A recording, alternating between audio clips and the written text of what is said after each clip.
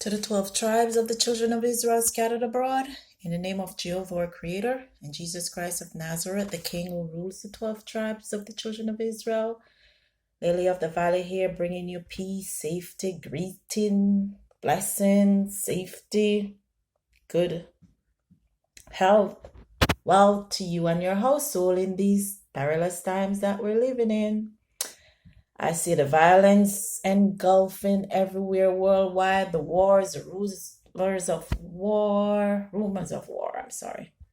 Now we see empires rise and fall. You see the pharaohs in front of us, they are no more because the prophecies that went out against them have all been just about fulfilled.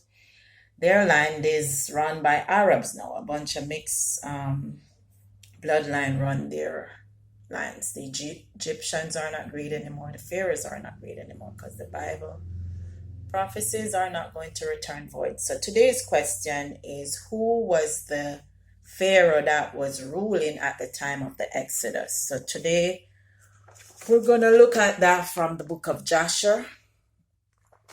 And we're going to know that the Exodus did happen because the account of it is in Josephus, the complete works of Flavius Josephus. So where in the Bible it's all over. There's a whole book of Exodus. But where they lived in Egypt, you can pick that up.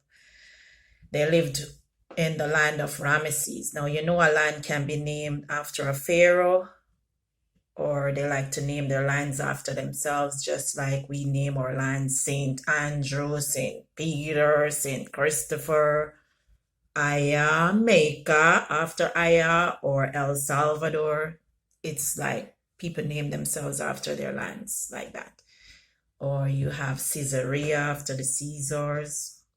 So if you want to look where the Hebrews were living at the time in Egypt, Genesis 47 verse 11, Joseph placed his brethren in the land of Rameses as Pharaoh had commanded him. Exodus 12:37, it says they journeyed from Rameses to Succoth. And Numbers 33 verse 3, Rameses in the first month, they left there in the first month, okay? On the 15th day of the first month, and on the morrow after the Passover, the children of Israel went out with an high hand in the sight of the Egyptians. So that's Numbers 33. Numbers 33 verse 5. And the children of Israel moved from Rameses and pitched at Succoth. So we're going to look at the historian account in Jasher. I have many more sources, but it's just too complicated to find all of them. So we're just referencing Jasher, the ancient book of Jasher, page 156, tells you Moses' rod, right? So the Egyptian Pharaoh was ruling at that time is Adikam. He was 20 years old when he reigned over Egypt, and he reigned 4 years. So that's 2444 AM. AM means Anno Mundi, or the year of creation, or the year of the world. So that's why we use AM, or we use BC. BC is before Christ, and AD is after Christ, or Anno Domini. So this is about 2444 AM, and he reigned 4 years. So 4 years from that, you're going to go to page 163 of the book of Jasher, and you see the Exodus. 2448 is when the Israelites left, and that's the parting of the Red Sea. To get more details as to after his reign, you can look at the Chronicles of Jerahmeel by Moses Gaster. I'm going to bring up page, this is going to be page 191. So it tells you, who is writing at the time. It says, when the 10 plagues with which the Egyptians were smitten commenced, Siqrops, Siqrops, fled from Egypt to the city of Actes in Greece, which he built as the metropolis. There he established the throne of the kingdom of the Soanites and became the first king of the Athenians, that is the Soanites. After him there reigned 17 kings and 19 princes until the reign of Cambyses, the son of Cyrus, king of Persia. At the end of the book of Joshua, it is written, "So Joshua made a covenant with the people that day and sent them a statute and an ordinance in Shechem." Joseph Ben-Gurion asserts in his book that when the heathen made a covenant after shedding the blood of the calf and sprinkling it upon the ground, they used to say, "Thus shall the blood of him who breaks this covenant which we have made be shed."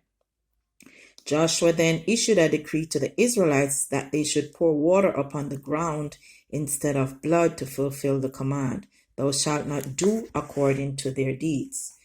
In those days, in the time of Joshua, there lived a certain man, Eratosthenes, who was the first to construct a chariot in Greece. And Cadmus, king of Egypt, then went from Thebes and came to Tyre and Sidon, and there reigned. In the land of Greece there also reigned Cadmus, Europes, Taphanes, and he called the name of the royal city Taphanes. So you see Cadmus, king of Egypt. So after the Exodus, when Joshua was reigning, that's the time who was reigning from Egypt. Okay. So now Danos had 50 sons, and they took them the 50 daughters of Egisates, their brother. But one day one of the brothers arose, and killing all the others reigned in their stead. At that time, in the days of Othniel, Cadmus reigned in Thebes, and the city of Bethania was built by Taphanes. He first introduced the letters of the Greek writing. The city of Ephyra, now called Corinthus, was also then built by Ctesippus. Minos, the son of Euerpe, reigned then in Crete. So this is page 191, of the Chronicles of Jerahmeel. So this is how you can put some of the history together based on the historians who wrote them and see who was ruling at what time. Now, bear in mind, some of them might call different pharaohs by different names. You know how Negroes are called every other name by different people.